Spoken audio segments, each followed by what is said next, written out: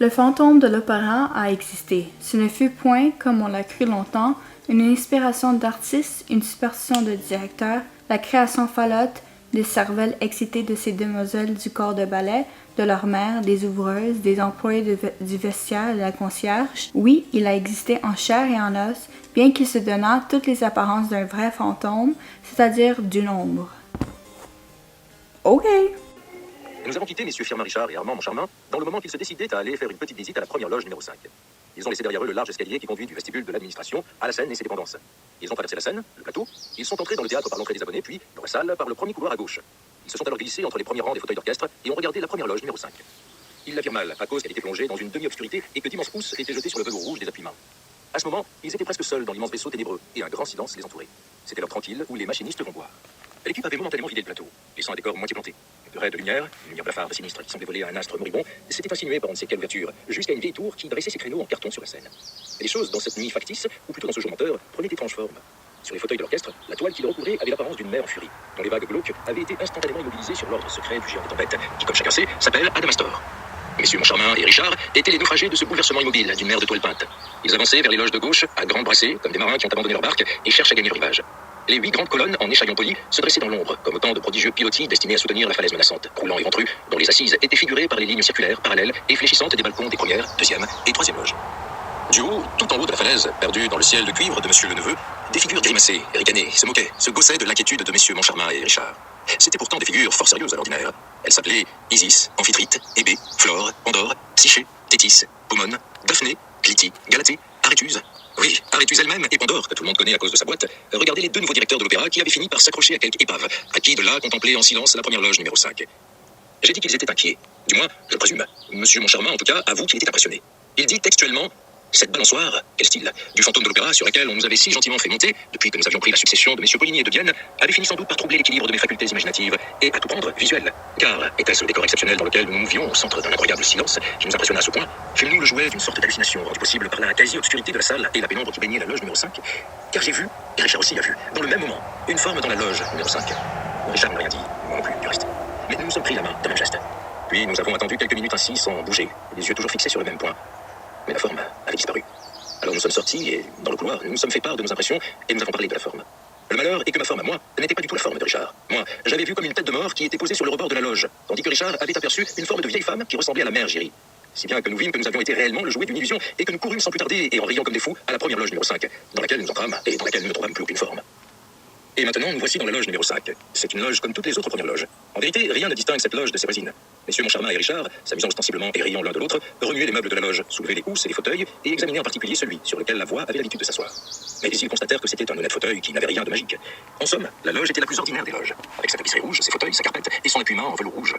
Après avoir tâté le plus sérieusement du monde la carpette et n'avoir de ce côté comme des autres rien découvert de spécial, ils descendirent dans la baignoire du dessous, qui correspondait à la loge numéro 5.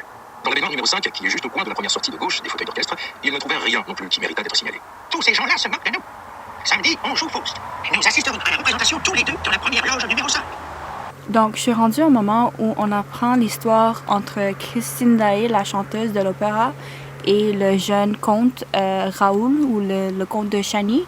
Et on apprend que lorsqu'ils étaient jeunes, ils étaient très proches ensemble. Et les deux aimaient la musique. En fait, le comte, lui, il a appris comment jouer le violon. Tandis que Christine, elle a une voix angélique ou une belle voix. Et quand elle était jeune, son père lui a dit que l'ange de musique va venir la visiter, surtout quand lui, il va partir au ciel. Et puis là, on comprend que elle a un pacte avec le fantôme de l'opéra. Je pense que ça va être un pacte, je suis pas trop sûre. En tout cas, en ce moment, je trouve que le fantôme de l'opéra, c'est une figure narcissique. On dirait que tant que tout le monde suit ses ordres, il va pas venir les hanter ou les tuer ou je sais pas trop quoi. Honnêtement, c'est un peu drôle parce qu'il y a 2 nouveaux directeurs qui sont à l'académie et en ce moment, ils sont en train d'apprendre que si ils donnent la loge durant les représentations de l'opéra à chaque soirée, le fantôme commence à apparaître et il donne aux spectateurs ses faux rires et plein de choses comme ça. J'arrive pas à me concentrer parce qu'il y a toujours des voitures qui passent. Donc je pense que ce que je vais faire, c'est que je vais résumer une autre fois. Parce que là, vraiment, déjà que j'ai une malaise à parler le français, faut toujours que j'arrête quand une voiture qui passe parce que je sais avec la caméra ça va capter un son pas très agréable. Donc je vais continuer à lire et peut-être plus tard quand il n'y a pas beaucoup de voitures qui passent ou une autre journée je vais résumer puis partager mes impressions.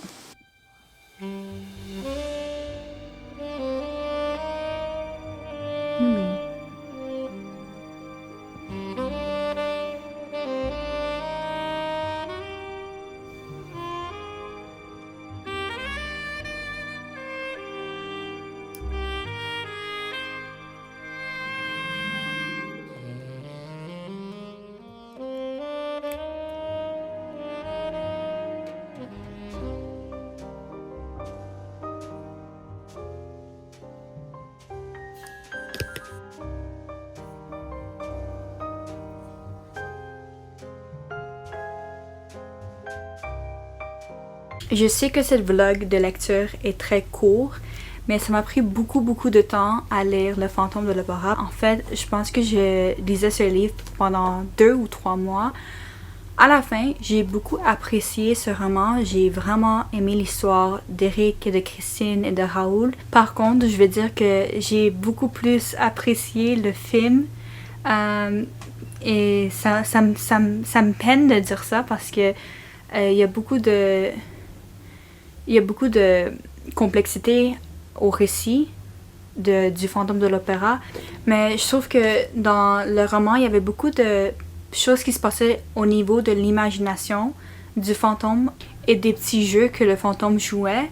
Et je pense qu'à le moment avec le récit du persan, ça a pris beaucoup de temps de retrouver la fin, de comprendre qu'est-ce qui va se passer et qu'est-ce qui s'est passé. Et donc pour ça, je sais pas si ça nécessite une autre relecture à un autre temps, où je vais lire du début à la fin dans une semaine au lieu de quelques mois, mais j'ai quand même beaucoup aimé le roman. Il y a beaucoup de... Je sais pas comment on dit ça en français, de tabs. I tabbed it a lot. J'ai mis beaucoup de... Oh my god, mon français, je sais pas. Beaucoup de petits sticky notes, je sais même pas comment dire. Ok, anyways, je vais vous lire. En fait, je pense que j'ai déjà lu cette partie-là. Ça fait tellement longtemps que je me rappelle même plus. Laisse-moi voir si je peux fermer cette vlog avec une petite lecture. Je sais pas si je vais pouvoir vous lire quelque chose sans dire de spoilers. Ah là là.